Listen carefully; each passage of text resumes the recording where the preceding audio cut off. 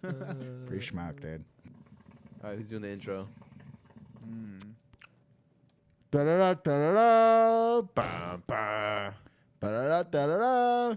ba ba Da da da da da. ba ba ba ba ba. Wait, that's wrong. Yeah. All right. Well, welcome back again. We tried. No. Let's retry that again really quick. Ba ba ba ba ba ba ba.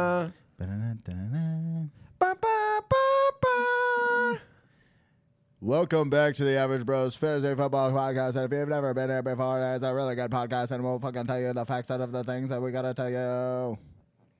Yeah, that wasn't copyright that time. We made that one up, NFL. So And we missed a few fuck notes. you. Okay, who are you? My name is Ty Dollar Sign. Who am I? I don't know.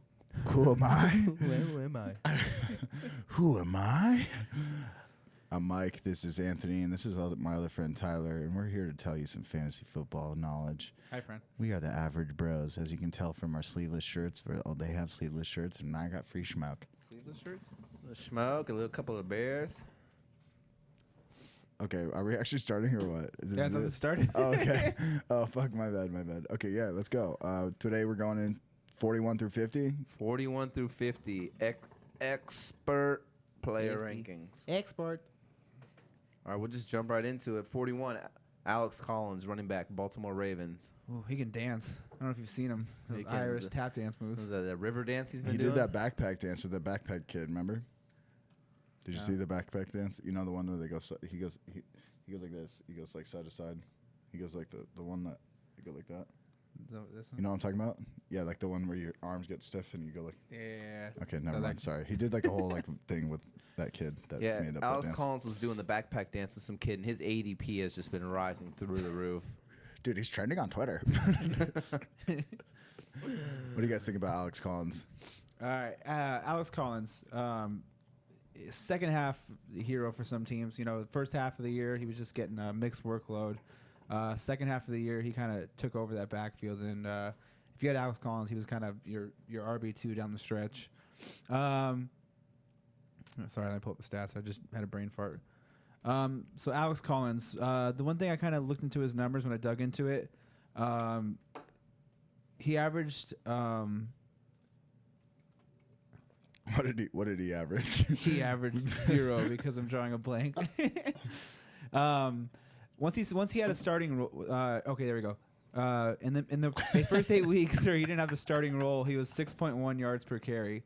So he was basically hyper efficient in his first 8 weeks. And then once he saw the starting role in week 8, his yards per carry dipped to 3.98, which still isn't the worst. He's pretty much almost at 4 yards per carry. But there was an efficiency drop there. You know, he kind of took over that backfield like I just stated. You know, the worry this year is going to be Kenneth Dixon there to take over his starting role. Is Buck Allen going to eat into his starting role? You know, last year when it was him, Danny Woodhead, and Buck Allen who's still there, Alex Collins still from week 11 on saw 31 targets and had 2 catches in every game. Danny Woodhead had 36 targets in that frame. Buck Allen still saw 10 targets in that frame. So looking at those numbers, it kind of makes me think that even if Kenneth Dixon and Buck Allen still have a role, I still think he's going to have some passing volume role. Joe Flacco throws to the running backs a lot. He throws to the tight ends a lot. He's kind of a check down guy at this point in his career. You know, he saw a majority of the work in the second half. I feel like his role is going to stay the same going into this year. You know, he actually was a better... Kenneth Dixon hasn't been on the field in 2 years. He's had meniscus injury, knee injury, substance abuse problems. And if you look at, you know, people were saying, well, Kenneth Dixon's going to take over and eat into his passing work role. Well, Kenneth Dixon, as a pass catcher, actually wasn't that effective. He, you know... Where are we going? Jesus, I'm on point today. I lost the numbers. How do you? Okay, what do you guys feel about Alex Collins? Are you going to draft him, Tyler? Ooh, that's just tricky. It depends on who's there in that like that tier of players that are left available. Something for Alex Collins is he ranked 14th in the NFL in total touches. He had 235 total touches, and he was averaging, I think it was about 16 touches a game. But even though he had 235 touches, Buck Allen still saw 199 touches. That was 27th most in the NFL, and that's crazy. I never would have thought Buck Allen had 199 touches. So I mean, I guess if Alex Collins could get some extra touches away from Buck Allen, I mean, you're looking at almost like 250 total touches. I mean, we're always preaching here volume. I mean, if he's getting the volume there, I mean, I guess RB2. Yeah, I mean, flex guy. When I looked at the numbers, basically what it came down to is Alex Collins was making plays out of the backfield, whether it was running the ball, receiving the ball. He was making big plays. He had 20-plus yard catches. He had 20-plus yard runs, whereas Kenneth Dixon, prior to his knee injuries, his longest catch was 16, and he was 30 receptions for 4 yards per catch. I mean, that's not efficient. It doesn't scream, wow, this guy is making plays out of the backfield. Like Tyler just pointed out, he was top 20 in touches. There's no reason why those touches couldn't even, go up. Like over the second half, I'm sure that number is higher than it was in the first half. He's a running back I like targeting in that fifth round turn, or beginning of fifth, late fourth. If I need another running back and just want another running back, I feel like he's a relatively safe running back. I don't see Dixon taking this role. I don't see Buck Allen taking this role. Even if they eat into his upside, I feel like he's in that mid-range, volume tier to where week in and week out you can start him as a flex and you can draft him as a flex. Yeah, I feel more comfortable if he was my flex more than like my RB2. But, I mean, if he's getting, like I said, 230, 250 total touches, I mean, that's the volume for an RB2 right there for sure. If you guys had to guess what his ADP was, what would you say? Guess? Yeah, don't look. All right. He's looking. 60. I kind of know it. What round? If I had to take an average guess of home leagues, I'd say he's going in fifth round. Well, I just put in the average, the ADP calculator, and he's at 305 right now. Yeah, so he's steadily increased over the past 2 months. He was at the fifth, and I told you, bro, he was doing that river dance, the backpack dance. Yeah, dude, he started trending on Twitter then, and then freaking that was it. Buff retards. Hey, but real talk though, the whole river dance thing or whatever he's doing, that type of dancing thing. I mean, I think that actually benefits him in why he had such a good yards per carry. Because I mean, I think a lot of these NFL players, they do all these cone drills and foot drills and speed drills, all these things like that. And you think the river dancing helped? Yeah, 100%. Because that's just basically, he's doing quick feet, moving up and down and shit like that. So when he's running through the holes, quick feet. It could actually. It sounds silly. 100%. I mean, he's just got good quick feet, good agility. You know what I'm saying? Like stop and go. He can play on any play. That's yeah. true. All right, so we just overall thought on Alex Collins. We think he's a solid running back. If someone reaches for him, let them, because if they're going to reach, they're going to be taking him around. The likes of Joe Mixon, Jordan Howard. It looks like after that, he's pretty much right behind those running backs. And that's just taking him there is kind of. I'd almost rather take some of the receivers in that range than reach for him there. But if he falls into that fifth round range, that's where I have no problem taking him there. Yeah. All right, number 42, Miami Dolphin running back Kenyan Drizzy Drake. You guys are so all over the place with this guy, huh? Yeah, we're Dolphins fans, so we're taking him first. It's just tough. I picked up Drake on the waiver wire in a ton of leagues, and he helped me win a couple leagues actually because he was just balling towards the end of the season. The thing that worries me with Drake is when Damian Williams was there, they were splitting the workload pretty evenly, and I actually think that Damian Williams was actually getting more, a little bit more work than he was, a couple more touches than he was actually. Damian Williams then got hurt, and he was out for the rest of the year, and then that gave Drake the keys, to the backfield, and he was pretty much a full workhorse back right there, and that's when he was just, balling out of control. So I'm just kind of worried. I mean, they signed Frank Gore. I'm not too worried about Frank Gore taking too many touches. I think he's kind of just there for a retirement party. He's from Miami. He went to college in Miami. They're paying him the league veteran minimum. So, I mean, he'll get some goal line carries and some here, to spell Drake here and there. We also drafted, I say we, because I'm a Dolphin fan. The Dolphins also drafted Kalen Ballage. If I'm pronouncing that right? I believe you are correct. Correct. Wow. A lot of these so-called experts think that Ballage can actually take over the starting role away from Drake, but as we're Dolphin fans, we've read several things that saying that Ballage, his pass protection is not very good, and I just don't think that's going to happen at all. Yeah, I think the problem when you come to these experts is they try and envision okay, like who's this sleeper that's going to take over the role? And he's flashed some talent in college, and instead of looking what's right in front of their face, they try and get too cute and too fancy and say, oh, this is a sleeper potential who could take away his role. I mean, he's already, he's had troubles in pass protection. Ryan Tannehill kicked him out of the huddle. Drake, when you watch him on the field, he's still making explosive plays in the preseason, and that's what he did last year. Tyler did touch on how his carries were down with Damian Williams there. I'll read him out right now: 6 carries, 9 carries, 7 carries, 7 carries, 9 carries. That's when he was splitting. So that was some of my worry. And then when he goes down, it's just him, the one-man show. It's 23, 25, 16, 13, 14. I see him more along the lines of 16, 13, 14 carries per game, not those big 20s.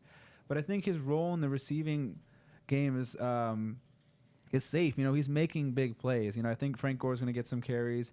I think Kalen Ballage will be there as like a breather, role player. With his efficiency and when he was on the field for those few games, he flashed RB1 upside. There's not the world where he doesn't do the same thing this year, where in his 15 touches he's efficient. And he's getting 4 or 5 receiving receptions a game.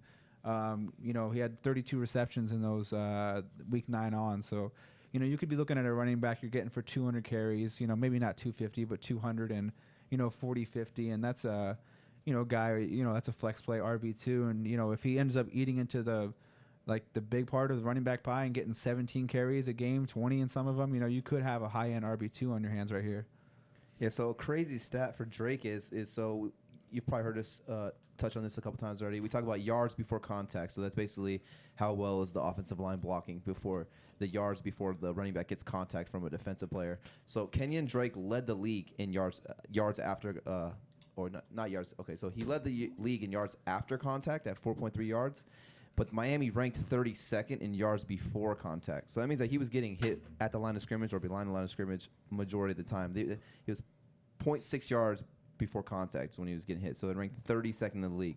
But then on the flip side, he ranked number 1 in yards after contact. So his elusiveness, forcing missed tackles and whatnot like that. I mean, how many times have we seen where he's getting hit in the backfield and he does like this spin move and then he breaks around the corner for like 30 yards? It's crazy. I don't understand how he does it. Yeah, he just did it in like preseason he's just got real good field awareness. I mean, he's one of those Alabama running backs. He can catch the ball too. That's the thing. I don't think people understand. Yeah, he makes some big plays. Like I've touched on a couple of players. If you're in like a big play bonus or, big yardage touchdown bonus, like Kenyan Drake's gonna make some big plays. He's gonna break a 40-yard run here. He's gonna take a wheel route and take it to the house. He's one of those boom players.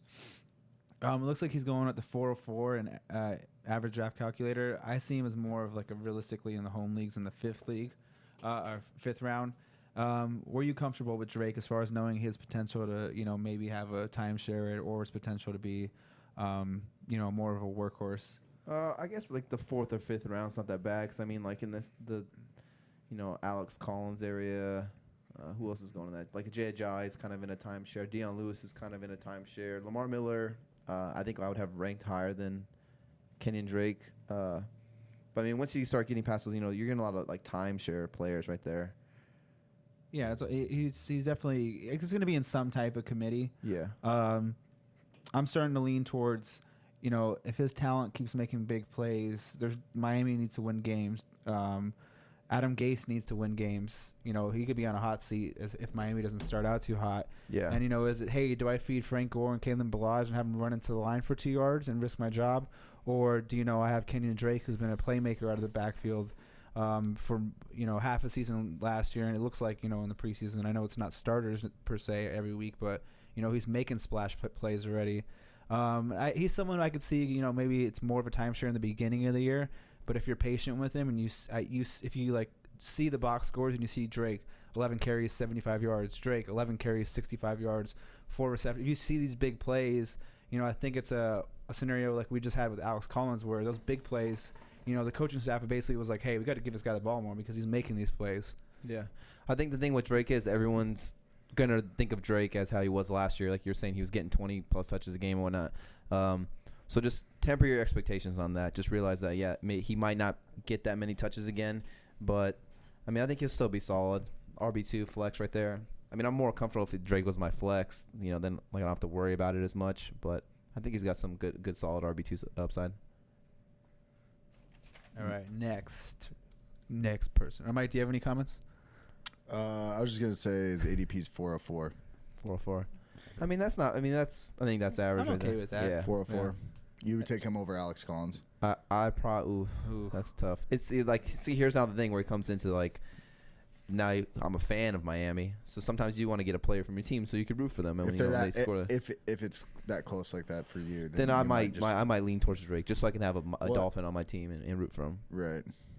I mean, it's fantasy football. At the end of the day, you want to have fun. So sometimes anyone's gonna want to get a player that's on their favorite team so they can root for that player. When they do good. See, here's a good scenario too, where it's like when you have two players where you're like, oof, crap, like, because I'm in the same way there. This is where I will look at like a strength of schedule between those two players, and that's where it might be the tiebreaker. Like Alex Collins and Kenyan Drake, like they're neck and neck for me. It's like, if one of them goes and I can get one, I'm happy. If the other one goes, then I can get happy. But if they're both sitting there and I want one of these two running backs right here, let's just say I'm two receivers, one running back, and I want that second running back, I might be like, okay, who has the better rush schedule, at least in the first half of the season, and that might be my tiebreaker in that situation.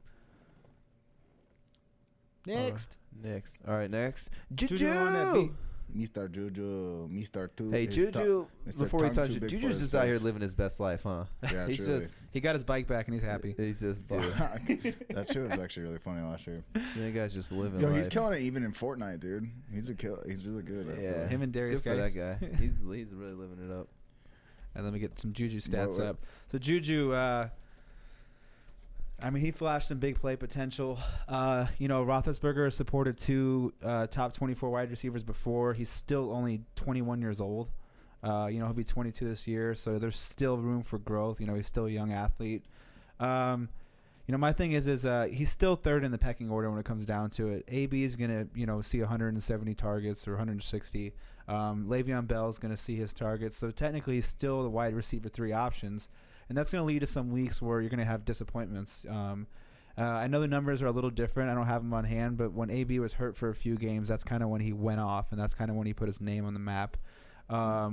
If AB goes down, though, JuJu has, wide receiver 1 upside. That's something you have tied into him because he has Big Ben. And he did have those big games and showed that if I'm the one here, even 2-3 years from now, if Brown retires, when I'm that one, he can take over. So he has that built-in upside. If anything happens to Antonio Brown, you have a wide receiver 1. His cost, I think, just for me, taking the wide receiver 2, his average draft position is at the 405. So you're taking him in the 4th round. And I just don't think the volume is going to be in the 120, 110 target range. Yeah. Especially with DeAndre Washington. That's his name, right? James Washington. James Washington. He's looking like another playmaker. He could even cap that upside some. He's got. The Steelers have the 30th easiest wide receiver schedule this year, so I think he's good for if the Madden curse is actually true and something happens to Antonio Brown, he's definitely like a good what do you call that? Handcuff. Like cuff, yeah. Yeah. I don't know. I like JuJu Smith-Schuster, the potential upside on him. Yeah. I'm a fan of JuJu for sure. Like I said, he's just living his best life, and it's just, the kid's just having fun, and he's he's a baller. He plays good. So of course AB runs that show there, and then you were saying Le'Veon Bell is going to get his target share too. Le'Veon Bell gets 94 targets on average the last 3 years. And then whoever the second wide receiver is on the team, the last 3 years, they've averaged 81 targets. So like you're saying, I just don't think the volume's there. That's not, some big volume. I think he will have some big games where he does really well.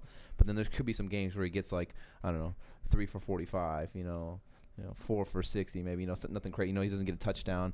And like I said, they did draft that receiver, James Washington, out of Oklahoma State. He's pretty much coming in to take over the Martavis Bryant role. He's a field stretcher, but, James Washington is a playmaker as well. He's going to get some targets as well. Like I said, I like JuJu, but for his price and where he's being drafted at, it's like I don't want to get a player in the 4th or whatever 5th round he's getting drafted in who's the 3rd in the pecking order on the team. I'd rather, there's a couple of the receivers that are going after him that I would rather get, And Pittsburgh has 2 pass-catching tight ends, too. You got Jesse James. Yeah, and they just signed they picked up, was it Vance McDonald? Yeah, Vance McDonald. They've been talking him up a lot all season. And they're trying to play him more and more. Yeah. And he had a big playoff game, I believe. Yeah. And the home road splits for Big Ben are like that's real. Like it's huge. It's crazy. I saw something where it was like if you were to take his home games and you were just to make those a full 16-game season, he would have finished as the QB1 for the year. But then if you took all of his road games and you added all those together and he just played 16 straight road games, he would have been like QB 27 or something like that. So that also worries me when they're on the road. He's the third in the pecking order. I mean, like I said, I like JuJu. He's obviously super talented. I just don't know for his price of where he's being drafted at if I'm willing to risk. Let's just say this: if you draft JuJu and on the road in Baltimore, just don't. I wouldn't like. I don't know. That shit catches me out every time we play against Baltimore on the road. It's always like, what the fuck is going on? Yeah. It feels like I'm watching a completely different team every year. Yeah, I think if you're gonna take JuJu, you're gonna have to take him in the. He's getting that hype built around him. You're gonna have to take him in the 4th round probably. Every home league drafts, where do you guys think he's going to go? Around 4, maybe 5? Especially because he's becoming such a popular household name. JuJu. It stands out. People think like, oh, JuJu's there. Like, let me get him. But, I mean, I'm thinking JuJu's maybe like a flex play at the most. Yeah, and you don't want your the 4th volume's round not pick. there. I don't think so. You don't want your 4th round pick to be someone where you can only feel comfortable starting 5 weeks out of the 16 games. Yeah. You want your 4th round to be someone, hey, this is going to be a guy week in and week out. I'm going to start. And like Tyler just mentioned, the road games, you're not going to really even want to start JuJu in the road games. You're just going to be hoping for a big play touchdown. Now, let's say, home against Baltimore, like Mike just mentioned, it's always tough games. It's another game. Maybe he has another tough matchup here and there. You just don't want your 4th round pick to be a guy where, hey, I have to guess these 4 or 5 big games out of him and, play Russian roulette a little bit. And if you miss, he gets you 4 points on the day. That's just my concern with him. I think he's going to be a future star. I think when Antonio starts to fade or retires, JuJu's going to be in the top 10 discussion for sure. So I'm not saying I don't like the player. I love the talent, and he loves being in Pittsburgh too. Yeah. He's there to stay. Yeah. All right, so who do we got next? Russell Wilson. Russell Wilson. We should stop saying that, but it's okay. Russell Wilson. So Russell Wilson, what's his ADP actually? It's the 2nd quarterback. I'll pull it up. Let's see. So 5'12". So he's basically at the 6th round. Russell Wilson, I mean, you're getting high rushing yardage upside. You're getting, some big plays. I mean, he's going to go out there, make 5 guys miss, and throw a Hail Mary touchdown to someone. I just did a adjusted stat chart where it takes the rushing totals and combines it with their passing totals for yardage wise. And Russell Wilson had, I believe it was 5,400 yards on the season. So you're saying if he didn't run and just basically threw the ball and you transfer those stats over, Russell Wilson threw for 5,400 yards last year, which was extreme. And he rushes so much that he gives you that upside value. He has more quarterbacks 1 through 6 weeks. That's like in the top 6 finishes than any other quarterback. So you get those boom games with him. And he's a quarterback I like taking because, Aaron Rodgers is a little more consistent as far as the top 12. But if I'm going to pay a 3rd round price versus a 6th round price where you get Wilson, maybe even, if he falls to the late 6, 7, and I'm going to get those top 6 finishes more than any other quarterback, I'll gladly take Russell Wilson in the 6th or 7th. If I don't like anyone on the board, I'll even consider him in the 6th just because he offers, those massive games, those games where he puts up 45 points because he rushes for 80 yards and a touchdown, throws for 250 and 3 touchdowns. I mean, literally you can win a single. Deshaun Watson games, like he has those games where it's like you can almost have your whole team flame out and still win the week. Yeah, like Anthony was saying, that chart is on the Instagram at Average Bros Fantasy Football. So go check that out. And basically what he's saying is when a quarterback runs the ball for 10 yards, that would convert into 25 passing yards. Is that correct? Correct. Okay. So, and then he would have had 5,400 total yards. Yeah, and I think it paced his game per game, like yardage is 340 yards basically what it comes out to when you transfer those into yards like he just said. So for me personally, if I'm not going to get Aaron Rodgers, if Aaron Rodgers falls to like the 3rd, I'll maybe take a shot at Aaron Rodgers. But if I don't get Aaron Rodgers, then I'll probably wait till the later rounds to draft a quarterback. But like he was saying, Russell Wilson's ability to like scramble and keep the play alive and then, make things happen with his legs, that boosts his value. And like he was saying right there, if you were to convert all the rushing yards into total passing yards, he would have finished with over 5,400 passing yards. And that's like, that would have been a record, right? For most in the season. Yeah. So he's going in, the 6th round? 5th, 6th round? Yes, this is right there at the 5-12. 5-12. Yeah, so right there in the 6th round. He'll probably go a little higher in some home leagues. If you play in a little league where people kind of know what they're doing, that's where I feel like you can kind of get him to where people are like, I feel like people are starting to wait on quarterback a little more. And then there's the names. Tom Brady's going to go ahead of him. Drew Brees might go ahead of him. Deshaun Watson, Cam Newton, Aaron Rodgers. Like you said, Drew Brees. Some people might be like, oh, Carson Wentz. I want Carson Wentz. So he could be the 7th quarterback off the board technically in some of your leagues, and fall to you in that 7th round range. And that's where I'll jump on him in the late 6th, 7th, just because I have weak winning. The value is crazy. Yeah, right there. I have weak winning upside. Russell Wilson could finish number 1 even with the healthy Aaron Rodgers. Versus where I think some of these other guys, if Aaron Rodgers plays 16, it's going to be tough for them to beat out Aaron Rodgers for the number 1 spot. What do you think, Mike? Yeah, I think like you said, when basically what Anthony just said, I'll target him for those live, those live drafts. But I feel like when you're doing those online drafts, the name will just pop up and someone will grab him. Yeah, and I don't know. I like to stream quarterbacks, so it's not like something I'm really even thinking about, to be honest. Yeah. If I the past 2 years, what I end up doing is I have Big Ben and fucking Kirk Cousins, and I get them at the very end, the very last round. So that's a good strategy. That's something I would rather do. So Russell Wilson, although he's a really good quarterback, he's not even on my radar really. Yeah, we're kind of all more hey, we don't reach for quarterbacks. Like I said, if you're a quarterback guy, you're just I want a quarterback.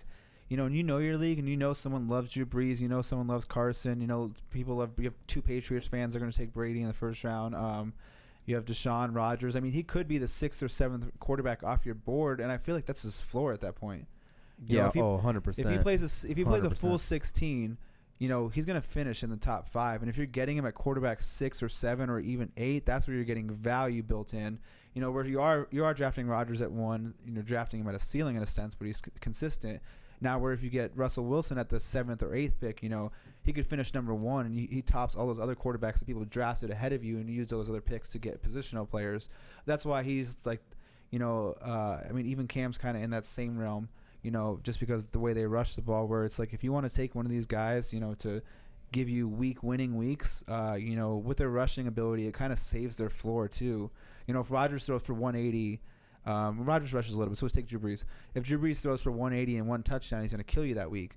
If Russell Wilson throws for 180 and a touchdown, he might rush for 50 yards, and that basically means he threw for over 300 yards that game, so he doesn't kill you that week.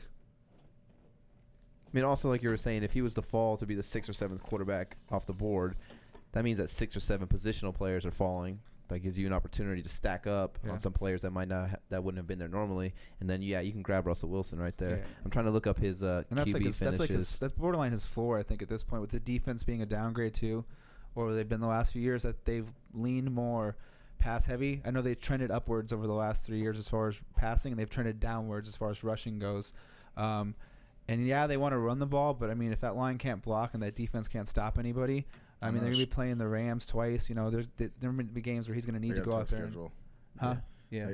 They have a tough schedule. It might be hard for them to run the ball even if they want to. You can't go down 10 to 14 to 3 and just keep running the ball. He might have to be out there in some games, throwing. He might slinging it. Yeah, if he throws 600 times, I'd say he probably is the number 1 quarterback. Yeah, last year he finished as QB1, then QB11, QB3, QB3, QB8, QB10. And 11 was when he had that ankle where it was mummified. And then the other ones were when Marshawn Lynch. 3 of the last 4 years he's finished as QB3 or better. Taped up to his quads. Yeah. I mean, the other ones were when they had Marshawn Lynch too running the ball, but they don't have Marshawn Lynch. I mean, he's still finishing 10 or better. So it's like when Big Ben wears that.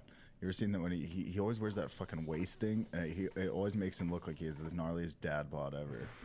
You know what I'm talking about? He always wears that fanny pack. He does have a dad bod. He goes to college parties and his dad bod. All right, moving on. What we at number 45? Marvin Jones. ADP's 5'10". I feel like Marvin Jones is one of those players who just quietly gets underrated. Yeah, I feel like I feel like he's one of those players. Like if you don't have him, you kind of don't know who he is in a sense. Yeah. But when you have him, you're like, oh, this guy is, he's putting up points for you. He's one of the, I think he was second highest or third highest in contested ball catch rate. He's one of those guys where, like we touched on with Diggs, where in the contested catch rate, like he's going to go up, and it doesn't matter if he has two guys on him. He's coming down with the ball. He makes big plays. I like him more in a standard versus PPR because he's not the biggest 90, 80, 100-yard catch guy. He's going to get you probably 60 to 70, but he'll probably go over 1,000, and he has high touchdown upside. The only downside to it is, if he doesn't score those high touchdowns, he could flame out a little bit, but you're taking him in what, the 6th round, you said, 7th? It's 5'10". 5'10", so, and right there, if you get him in the 6th, 7th, even if he doesn't score those touchdowns, I feel like you're not losing too much of your draft value there. He's not JuJu, for example, he's not in the 4th round where if he doesn't get all these big plays, you're losing a lot of value. Right. Yeah, so you said the contested catch rate. He finished 7th in contested catch rate, and that was better than the likes of like Antonio Brown, Keenan Allen, Julio Jones. So yeah, he's just a go up and get it receiver. Matthew Stafford knows that. He's not afraid to chuck the ball up to. I mean, he did it with Calvin Johnson for however long. Yeah, Matthew Stafford's a good gunslinger. So Marvin Jones is kind of his, Calvin Johnson in a sense, and. There's the worry of Kenny Golladay coming in and taking some of his upside. And Stafford's actually had a season where he had 3 receivers go for 90 plus targets. So it's not out of the realm of possibility that he features all 3 of these guys throughout the field. Yeah, Marvin Jones in his two years, I think, with the Lions now, he's had 930 or more yards in back-to-back seasons. He's averaging 105 targets, 58 receptions, and 1,000 receiving yards with 6 touchdowns. So, I mean, that's pretty solid numbers, like you're saying. I guess if you don't have Marvin Jones, you're not really looking at that like, oh, Marvin Jones, yeah, let me get him. But, I mean, if you had him, then you'd be like, then he's not a guy when you line up against him, like your matchup against, and the other person has Marvin Jones, you're not, like, stressed out. But he'll slowly get you some points. A scenario last year was I think it was Monday night. I was done. And the guy I was playing against had Marvin Jones left, and that was it. And I was up 22 points. And I was thinking, like, oh, he just has Marvin Jones left? I'm fucking golden. Solid, you know what I'm saying? Bro, Marvin Jones had, like, 2 touchdowns, 100 yards, like 7 catches. And I was just thinking, like, are you fucking kidding me? Marvin Jones, he put up like 30 points. Yeah, and this is your for you. What, wide receiver 3? He was the flex for the guy. Yeah, he's definitely a flex player for sure. Okay, would you guys say they both fall in the same round? Would you take JuJu over Marvin Jones? No. See, I think I'd lean a little bit towards more. See, that just if they fell. Actually, I don't know because I think Marvin Jones is going to see. I think he's more likely to see 100 targets plus than JuJu is. Yeah, I mean they play in the dome too, so I feel like that can kind of cause a factor. Instead of like playing, outside in the snow in Pittsburgh. There could be a game where it's snowing, and obviously you're not going to throw the ball when it's snowing in Pittsburgh. I mean, he's got 8 games in a dome, and like you said. Matt Stafford's throwing for, over 4,200 yards every single year. He's throwing for like 27 touchdowns every single year pretty much. So, I mean, he's going to get a good chunk of those. Yeah, I mean, even if you take his years in 2016, it's a lot of years. If you take his numbers in 2016, he was 55 for 930 and 4. I mean, if he put up around that and he was my flex wide receiver 3, 4, I'm not going to be mad at that value. But if he does almost what he did last year, 61, 11, and 9, which is say he does 60 for 1,007. You're going to be happy with what you get from him right there. All right, moving on. So moving on to number 46, fucking Tom Brady, the fucking GOAT, Tom Brady. Okay, that's it. Just fucking, I can't even believe he's fucking number 46 on here. These fucking experts are a bunch of fucking idiots. They're probably Giants fans. He should be fucking number 1. Tom Brady, number 1. Put him on the board. I'm done with this. Let's move on to the next guy. Yeah, you know what? You're making solid points with it, Tom Brady. All right, so number 47. No, we're kidding. No, but really, though? We got to talk about him? So Tom Brady, I mean, he's top 5 in yards every year, top 5 in touchdowns every year. He's a good quarterback. The thing with him is I think people are still going to be taking him as the number 2, number 3 quarterback. His ADP is 504. I'd rather just wait on a quarterback because you're going to get some more value out of position players right there. I look at when I'm in a draft, especially the home drafts, I look at Tom Brady as like a little bait for someone who doesn't know what the hell they're doing. I'm just waiting for them to just draft him early. Yeah, 100%. I feel like Tom Brady. It's just He's that household name where everyone they reach for him. Like they'll draft him like 3 or 4 rounds when he's supposed to go, and you're just thinking like, what are you doing, bro? Like you could have waited. if you're walking into your draft and you see a guy and he's like, oh yeah, it's my first year playing, dude, He's just taking Tom forget, Brady. just cross him off your list, you know.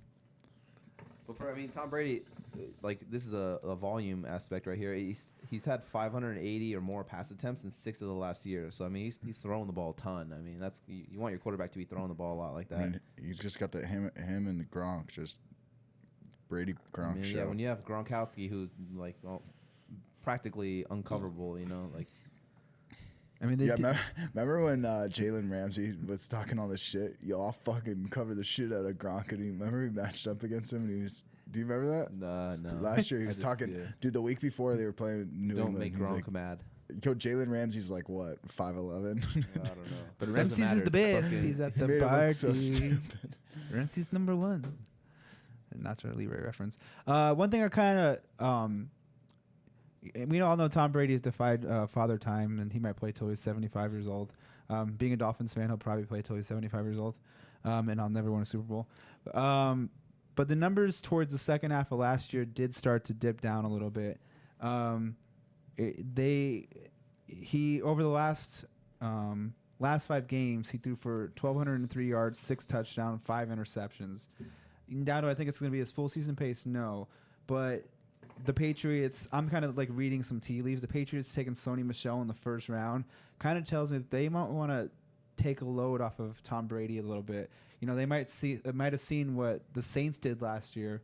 You know, Drew Brees, I think, is only a year or 2 younger, and seeing that, hey, like Tom Brady can still be hyper efficient, you know, because he's one of the greatest quarterbacks of all time. But maybe we don't need him to throw for 5,000 yards anymore. Maybe we can use our running backs, you know, to kind of, you know, make some plays on the ground. Maybe we can use these guys to kind of help move the offense and gear towards more of like a, you know, run heavy offense, you know, and just kind of balance it out more.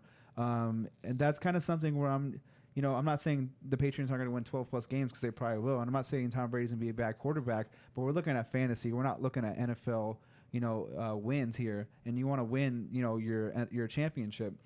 So if Tom Brady, I think he could have that Drew Brees-esque season where he's still efficient, you know, but his numbers drop because they don't want to have him take, you know, hit after hit at 41 years old. And that's something that kind of makes me feel like he's going to kind of fall outside of the top 5 this season, but still be, you know, a QB1. But where you draft him, I think you're not going to get the value in return that you pick him at. Yeah, where's he going? In rounds 4 or 5? Like rounds 5? I forgot to pull it up. Yeah, he's going, I think, the 502. Yo, that's fucking 4 rounds way too far. You should be taking Tom Brady in the first round, first pick. Yeah, so he's the 504. You're making solid points. I mean, if you want to, so if you want to draft Brady, you know, what round are you kind of looking for him at?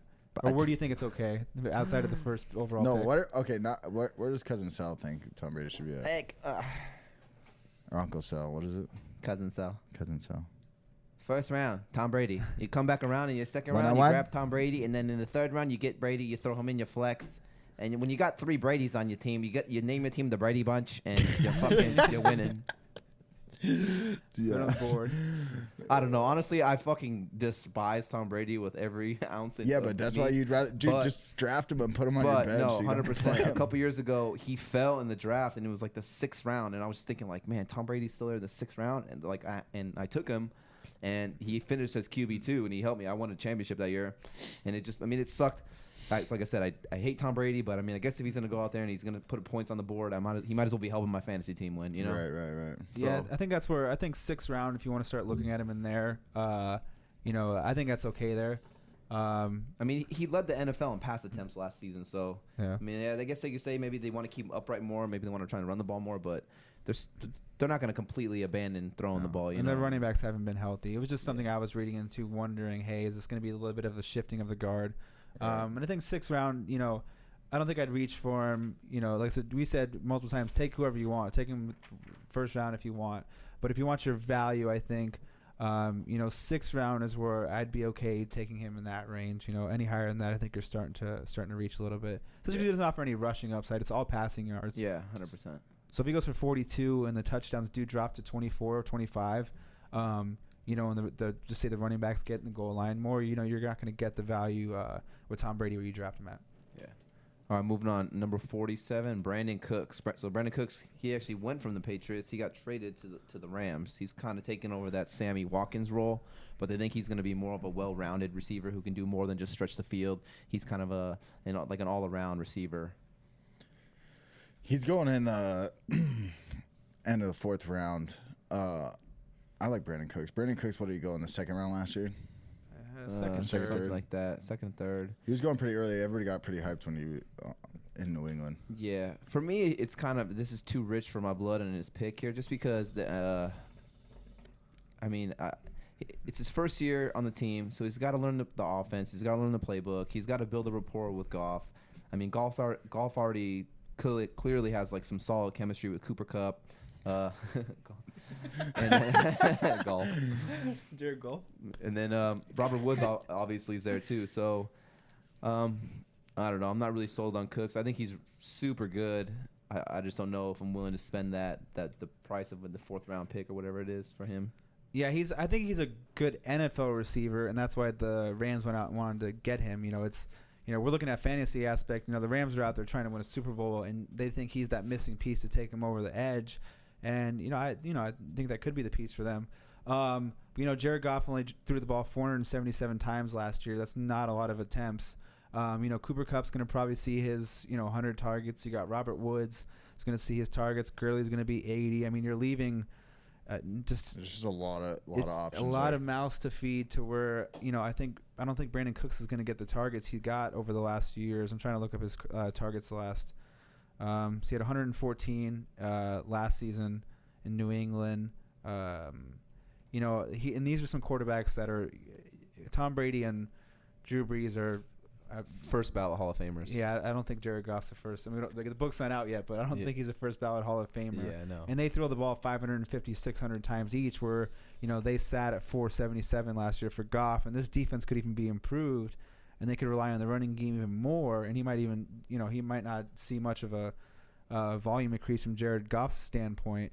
If he plays the walk-in roles and he gets Watkins' role and gets 90 to 100 targets, I think you're going to be a little disappointed drafting him in the 4th round. Because he's going to have he's known to disappear and just go Houdini in some games where he's like, hey, this guy's good. I don't want to run routes against him. I'm just joking, but he does disappear some games. And from the 4th round, it's just too rich for my blood. For all we know, Robert Woods could be the one in this team. Cooper Kupp could end up being the one. It's just not a guarantee that he's the number one in this offense. And, when you're taking someone in the 4th round, you want them to be the featured player. And for all we know, he could be number 3 in the pecking order. And it's a lot of risk versus where I don't think the reward is, sky high. I don't think he's going to see 130, 140 targets and go for 1,200 yards. In the 4th round, you want some of that built into there, and it's too rich for my blood. I don't even know if I consider him in the 5th or 6th. I think 7th is where I'd actually maybe start considering him. Yeah, this to me is kind of like the Thielen-Diggs situation of last year, where Diggs was getting drafted in like the 4th or 5th round, but then Thielen was falling pretty late, and Thielen was just as good, if not, he was obviously better. I think that's the case in this, where everyone's going to be buying into Cooks, drafting him in the 4th round and whatnot. But then, a Cooper Kupp or Robert Woods, you get way later, is actually going to be the team leading, receiver. So I don't know if I'll trust him right there, especially in that order. There might be some other players I might draft right there. I might go running back. I'm kind of big on Cam. We're going to touch on Cam in a second. I might go Cam, for that tier of players. That's kind of right there. Yeah, I mean, like Tyler just said, it's like basically saying you're playing almost the Thielen and Diggs game, except there's another Thielen and Diggs sitting right there.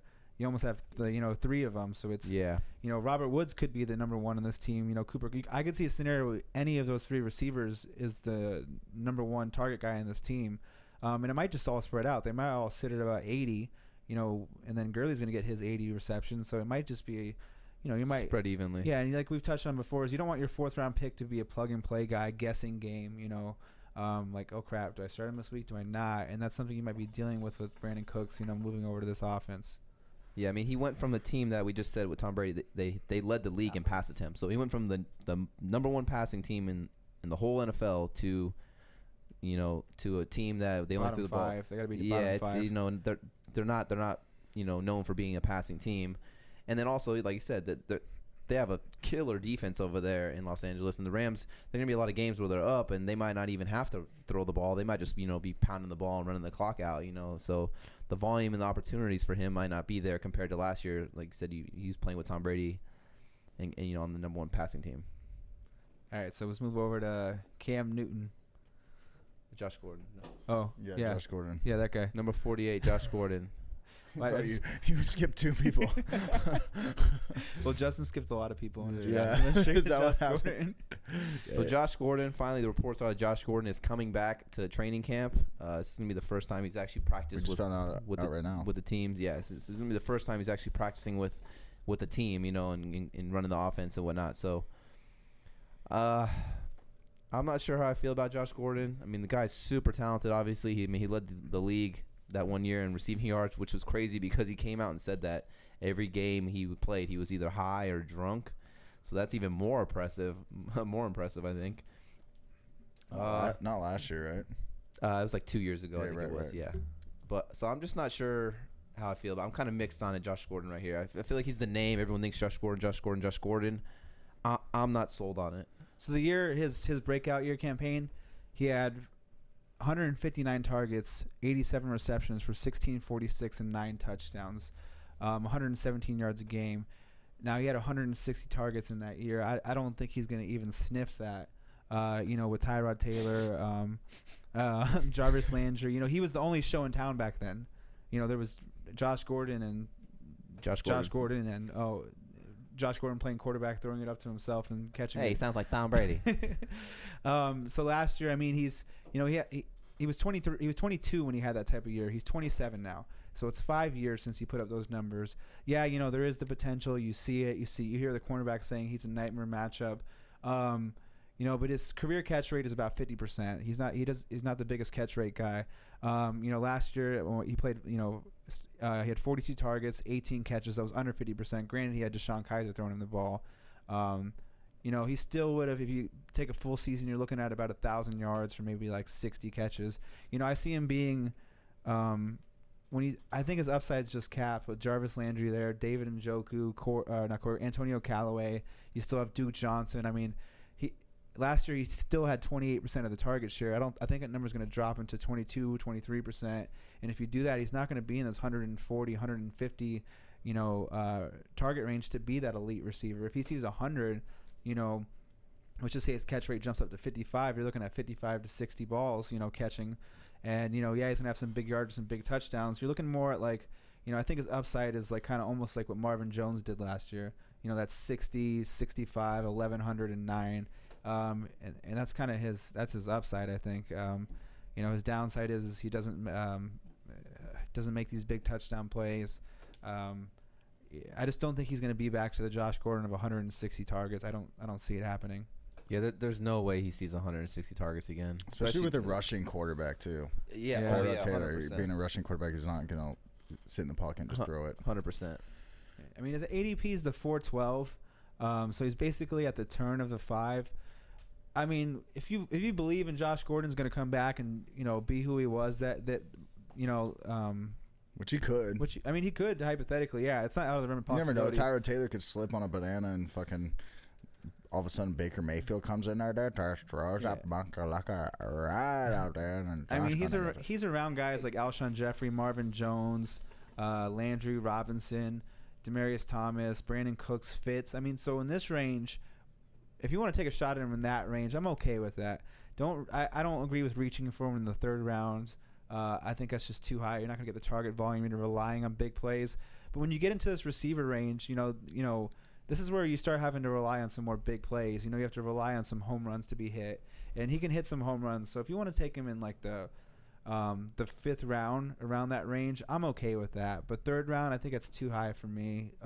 Even beginning of the 4th, how do you feel about it? Yeah, 3rd round's way too high. I'd rather draft the first sure. Like 3rd round, and who's falling in the 3rd round? Yeah. Ty and stuff like that. Yeah, who would take him in the 3rd round? Diggs. Jesus. I mean, Diggs is there. Fitz is there. Like I'm taking those guys over him 100%. 3rd round. He's just one of those guys. I'm gonna have to watch the training camp preseason game. I mean, if he comes in the preseason game and he has a big preseason game, then maybe I'll be like, okay, like they're using him. He looks good. He looks fast. He looks healthy. there's just too many question marks around him. Sometimes, for me personally, sometimes I'm one of those guys where I like to play it safe almost. I don't want too many question marks around my player. So I don't know if I'm going to be taking a shot on Josh Gordon. And I see the upside, but I don't think his upside is what people are envisioning it. They're not. I think they're envisioning it as a top 10 receiver. And I think it's going to take a Jarvis Landry injury for that to happen. If Jarvis Landry goes down, and maybe, I just think he's going to need injuries to hit that. I just don't see him taking that much volume. Yeah. Knowing Landry's personality, too, if he's not seeing targets, I can guarantee he's going to be bitching this year about it.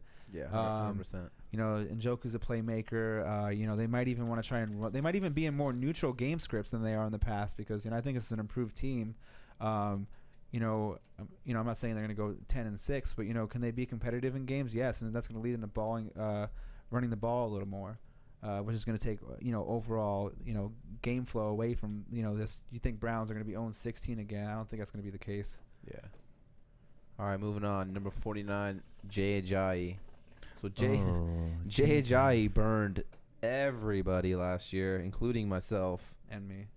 Every Dolphin fan. Everyone. We were so hyped with, Ajayi that year with Miami. He had those 200-yard rushing games. He was just getting 20 carries. I thought it was Ricky Williams 2.0, man. That's how I felt. I was so hyped. And I got Ajayi, I think it was like in the third round or second round last year, and I was so hyped. I was telling people in the draft, like, you guys are fucking idiots. Like, I can't believe you let me get Ajayi in the second round. And, yeah, I was the idiot for drafting Ajayi. And the thing with Ajayi is the Eagles have the number 1 rated offensive line going into this year. I'm starting to warm up to Ajayi even a little more. Just because I've mentioned the quarterbacks being not maybe healthy coming into week 1, week 2, week 3 maybe. I think that's going to lead for more rushing game scripts. If you have an over-effective line, you could almost use Ajayi plus the way the Cowboys used Zeke in a sense, where it's like, hey, we have the number 1 line. Let's just run the ball down these people's throats. We have a good defense. So these first couple games for them could be, more positive run flow game scripts. I believe LeGarrette Blount had how many touches did he have? I know he had about 190 carries vacated, right?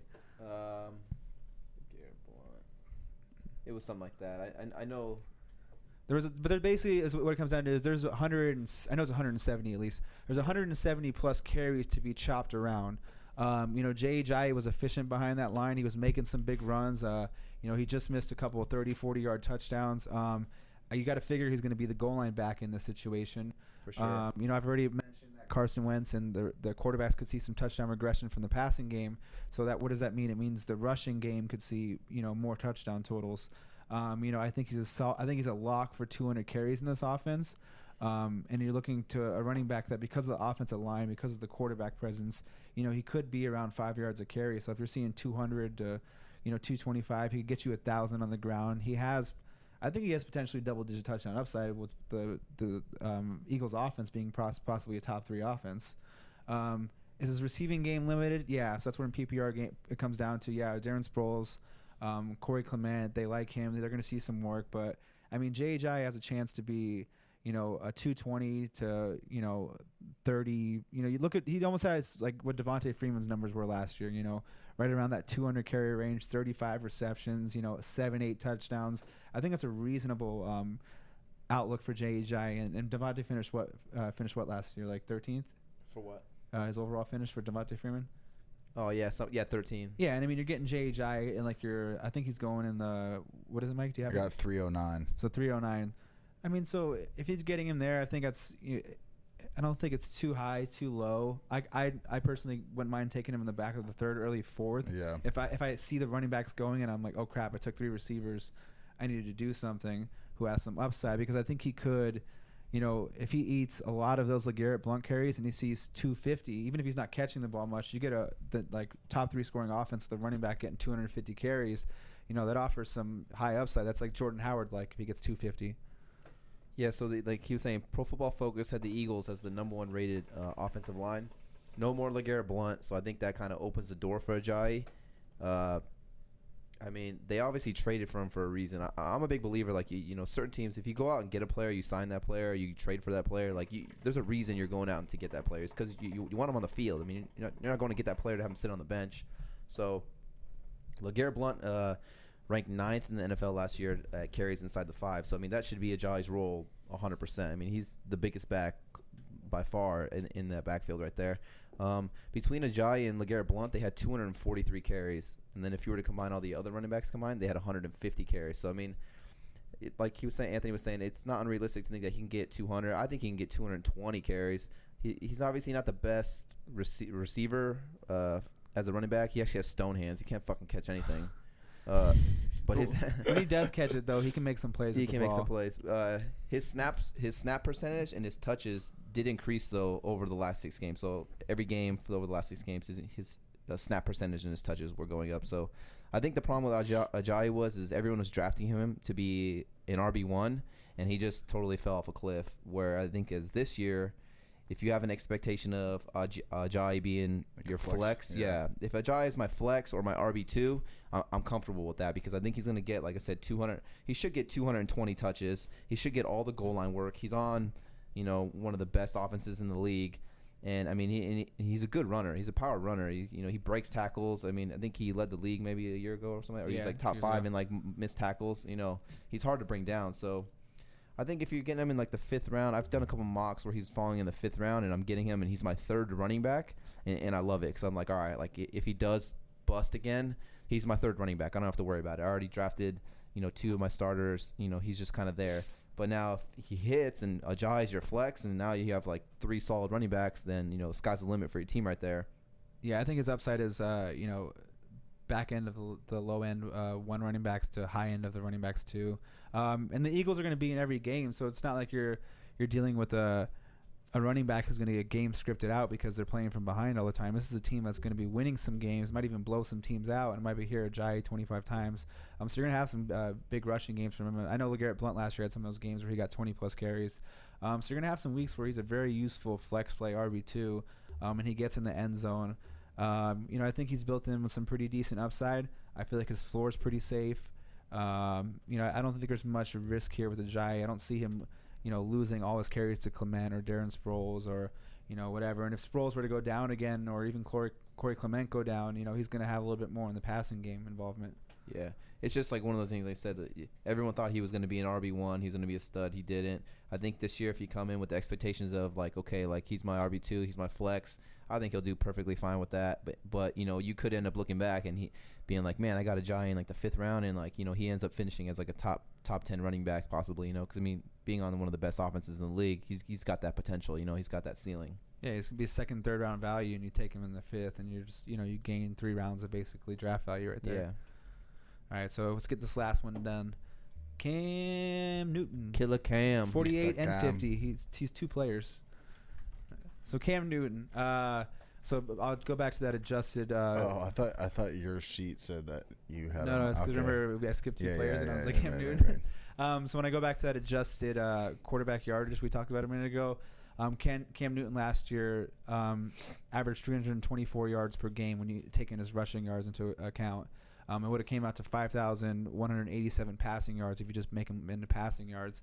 Cam Newton, is he boom or bust? Yeah, he's kind of boom or bust, but he has those boom games to where he's winning you a week, and I think his floor is relatively safe just because, like I touched on Russell Wilson, is he rushes the ball a lot.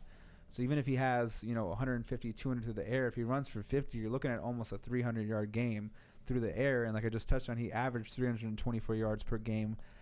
If you look at it on a per air basis.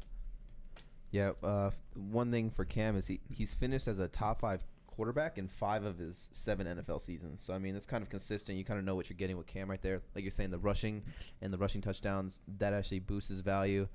He's had 2 bad years. So, but, I mean, if Cam's a guy who I'm actually going to be targeting later in the rounds. I mean, if he falls to like the 6th round, he's on 703 actually. Oh yeah, see, 6th round, 7th round, like he's a guy who I'm willing to take. And then, I mean, I'm always one of those guys. Sometimes I'll draft 2 quarterbacks. So like, maybe in the later rounds, if like, I don't know, a Stafford's there, or Rivers, right. I'll take a shot on them too, just in case Cam does bust. But I like Cam this year. It's tough. Their offensive line, they lost. Excuse me. They lost their guard, who was like the number one guard in the league. They lost the left tackle. He got hurt, or right tackle.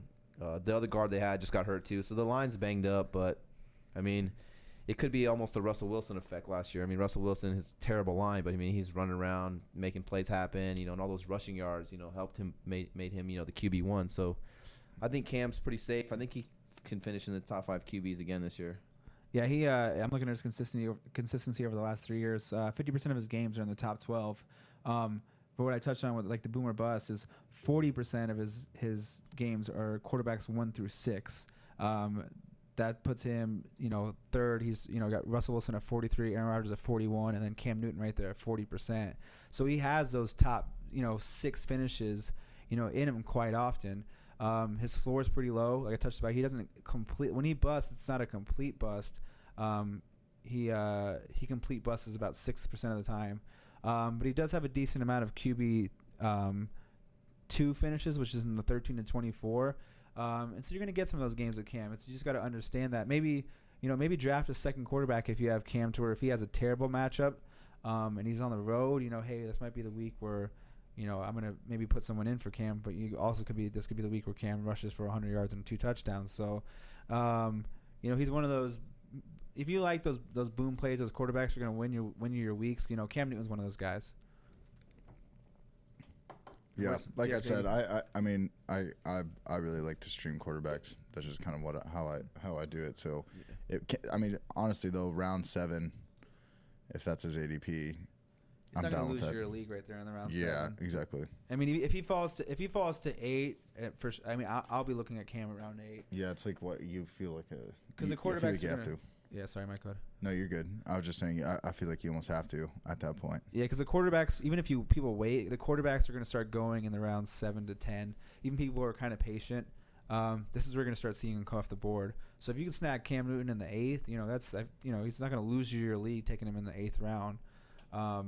Like I said, worst case scenario, you back him with another quarterback if he's having a little bit of a down year, and you kind of try and pick those big games and put someone else in there. I like Cam for where he's going this year. Tyler said he's finished QB1, I think, twice? He's finished in the top 5 times. Yeah, so he's QB1 that year. He won MVP. Yeah, I think it comes down to him and Russell Wilson are probably the two who, if him, Russell Wilson, and Aaron Rodgers all play 16, they're probably the two who could potentially put him at number 3 if they all play 16, just because of the rushing value they provide. Yeah, he finished as QB2 last year, Cam Newton. Yeah. Really? Yeah, QB2. So the last 3 years, he was QB2, QB17 when he fell off, and then QB1 that year he won the MVP. I drafted him the year he was QB17. Me too. But then I also came back and drafted him the year he was QB2. Way to go. Sometimes players just have down years. I mean, it happens. It's, but the way I was looking at it is, he's 1 or 2 years removed from winning the MVP, and like Anthony was saying, those rushing yards for a quarterback, they just convert into so many more points. Yeah, He's also getting all these rushing touchdowns. Well, Cam Newton, wasn't Cam Newton like the leading rusher? 2 years ago, he's like the leading rusher on the team. 3 years. Probably, yeah. I think he still was actually like last year because Christian McCaffrey is more a receiving type back. So it's he might have been the leading rusher on Carolina. Because Jonathan Stewart was fucking trash. And if you're in a sorry, go ahead, Mike. No, I was just gonna say Jonathan Stewart just runs the ball 3 yards into the end zone. If you're in a 4-point versus 6-point touchdown league, this is somewhere where we talk about know your scoring. Know that Cam Newton's going to probably run for 5 touchdowns, 4 touchdowns. Russell Wilson's going to run for 4 or 5 touchdowns. These guys are going to score with their legs, and those rushing touchdowns are actually more valuable than the passing touchdowns. Right. So if you get 6 or 7, you're basically looking at an extra, not bonus, but you get the extra points in the touchdown maybe every other week out of Cam Newton. Definitely. You guys, hey, yeah. You get it because you guys are Dolphins fans, so I said definitely instead of definitely. I get it. Okay, sorry. Speaking of Jonathan, I think the only team he did good against was last year against us. Yeah, he helped me win that week. They almost beat the Patriots. Remember that game? The Dolphins? The Panthers, like week 3, week 2. Yeah. You don't remember that? No, maybe. No. I remember it because I was working and everybody was freaking the hell out. It was the same day we lost to the Bears. The Steelers lost to the Bears. Jordan Yeah. Howard overtime. Yeah. Oh yeah, you lost to Tariq the Cohen. Bears. Was it not that was Howard who broke the run? I don't know. I was listening to it on my phone. Tariq Howard. Anyways, Tariq all right, Howard. that was the 41 through 50 right there. We did it. Oh my gosh, we We did did. top 50 PPR We rankings. started at 12 and it's 7:30 p.m. Yeah. Way to go, guys. Got it done. All right. Is there anything else you want to add? No, just I mean I know a lot of people are gonna start drafting. I mean this is like draft week usually, like these next 2 weeks. So if anyone has any questions, just shoot us a DM on fucking Instagram at Average Bros Fantasy Football. I mean again, like we always say it, we're not experts, but you know we're just gonna give you our opinion and some stats and let you make your decision on yourself. Yep, I don't have much else to say. Yeah, go check out all of our social medias. Should be linked down below. Thank you for listening. Way to go. Good job. Wow, you Adios. did it. Adios, Miko. I don't know what a Miko is.